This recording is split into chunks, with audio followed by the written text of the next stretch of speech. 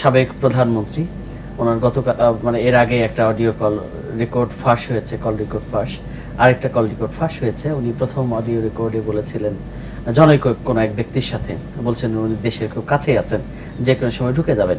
এর পরবর্তীতে বলছেন যে উনি পদত্যাগই করেননি। এই বিষয়গুলো নিয়ে আপনার আসলে মন্তব্য? আমি জানি না এগুলো সঠিকতা। তো এগুলো যদি বলতে পারেন, তার মানসিক ভারসাম্য সম্পর্কে, যদি এগুলো ওনার সত্যিকারের ওনার বক্তব্য হয়ে থাকে, মানসিক ভারসাম্য সম্পর্কে আমাদের সন্দেহ করার কারণ রয়েছে। কারণ ওই শেষটার আমি একটু শুনেছিলাম, আগেরটা আমি শুনি নাই। আমি এগুলোতে আমার কাছে অবিশ্বাস্য মনে হয়।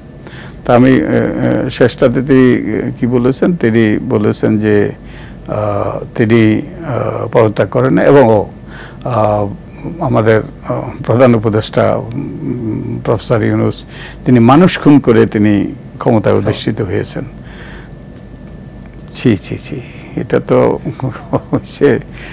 তো আমরা কোনো রকম যে আমরা কি সবাই অন্ধ? আমরা দৃষ্টিশক্তি হারিয়ে ফেলেছি?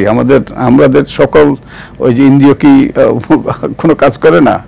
তো এটাই কিন্তু ওনারা সত্যকে সত্য বলে স্বীকার না করে মিথ্যাকে সত্য বলে প্রতিষ্ঠিত করার এবং অন্যায় করে অন্যের উপর চাপিয়ে দেওয়ার এবং বিভিন্নভাবে অপরাধ, মিথ্যাচার, এগুলোই ওনারা ব্যবহার করেছেন। দুর্ভাগ্যবশত পদে পদে অন্যায় করেছেন, কথায় কথায় মিথ্যা বলেছেন। এবং আরও লজ্জা লাগে যে এক শ্রেণীর মানুষ এখনো তারা এখনো ঘোরের মধ্যে আছে। তারা এখনো মনে করে যে যা করেছে তাই সঠিক করেছে এবং তারা এই ব্যক্তিকে আবার ফিরিয়ে আনার দুঃস্বপ্ন দেখছে।